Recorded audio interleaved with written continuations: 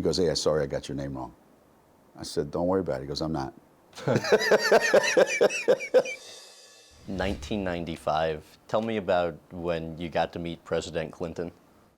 Yeah, we went down there, and it was us and UCLA, UCLA men.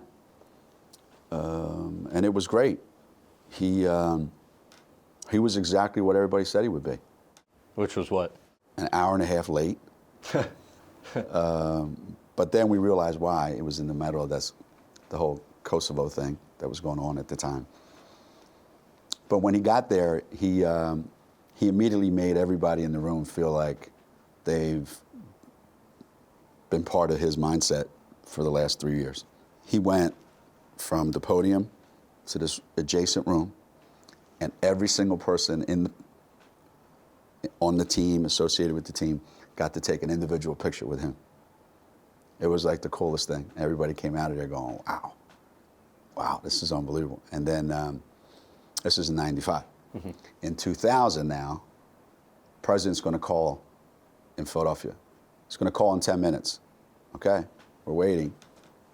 Well, he's going to call in 20 minutes. All right, 20 minutes later, we're waiting. Give him another 10 minutes. He's going to call in 10 minutes. We're waiting. Finally, we said, we can't do this anymore. So we said, bag it. I'm home 2 days later. My son picks up the phone. Yeah, sure, okay. He's like 11. Here, Dad. Says somebody said it's the White House. I go, really? He goes, yeah. So I pick it up and ask a couple questions. They ask, a couple security questions, blah, blah, blah. I get on, and he's calling from somewhere where he's at, and we had a pretty cool conversation, and it was fun. What did you guys talk about? Well, he knows a little bit about basketball, and we talked a little bit about, you're from Arkansas, and we just whooped one of the Southeast Conference best teams, and he mentioned a couple of my players that he really likes watching play, and asked him about his golf game, that kind of stuff. How much different was it when you met President Bush, who you ended up meeting, I think, 3 times? 3 times. Right. Yeah. Well, with President Bush is President will meet you at 1 o'clock from 1 to 1:30.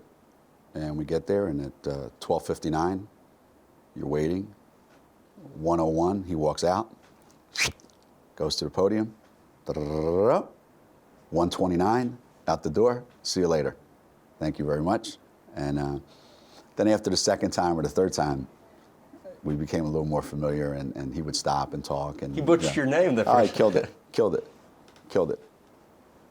Those guys that get elected to those offices, they don't have to worry about people's names. They just shake your hand and move on, So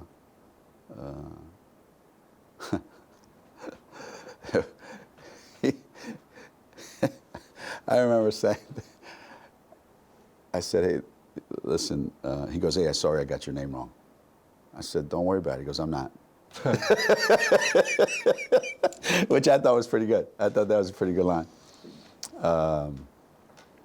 So we don't take ourselves too seriously. Any experiences with President Obama? When we went down there, he told one of our guys that he didn't think that any of them could beat him.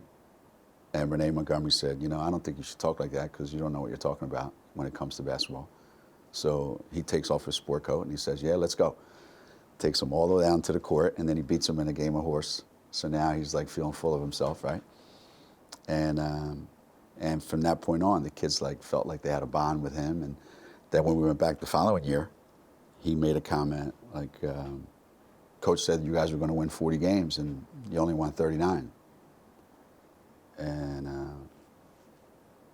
I had to make it a point to say, well, Mr. President, I said we were going to win 40 because number 40 was going to be beating your butt when we came down here, but you canceled the game because it rained, so I was right.